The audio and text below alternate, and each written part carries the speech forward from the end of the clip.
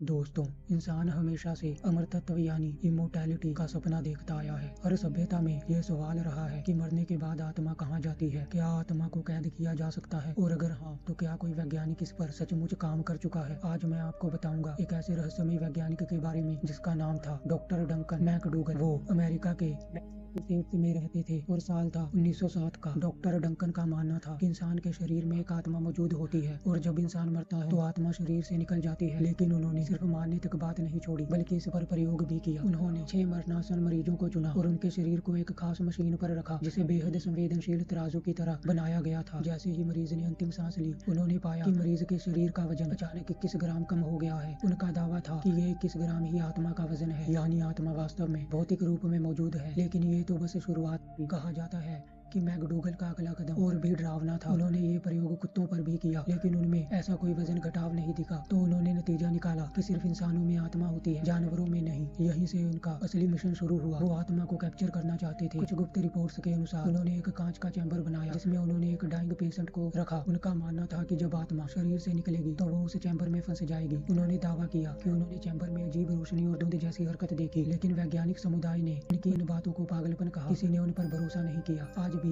21 ग्राम से थ्योरी एक रहस्य बनी हुई है। कई लोग कहते हैं कि मैकडूगल सच के बेहद करीब थे, लेकिन समाज ने उन्हें पागल कहकर बुला दिया। कुछ गुप्त दस्तावेजों में ये भी लिखा गया है कि उनकी प्रयोगशाला से कुछ सीलबंद जार बरामद हुए थे जिन्हें उन्होंने 1000 कंटेनर्स नाम दिया था। उन जारों का क्या हुआ ये आज तक कोई नहीं जानता। अगर आत्मा वाकई किसी एनर्जी या सब्सटेंस के रूप में मौजूद है तो क्या कभी भविष्य में कोई उसे कैद कर पाएगा, और अगर हाँ तो क्या इंसान अमर हो सकेगा, या फिर आत्मा को छेड़ना ही सबसे बड़ा पाप है। शायद डॉक्टर डंकन का सपना अधूरा रह गया, लेकिन अगर किसी ने उनकी रिसर्च को आगे बढ़ाया हो तो क्या पता आज भी कहीं कोई आत्मा एक कांच की बोतल में कैद पड़ी हो।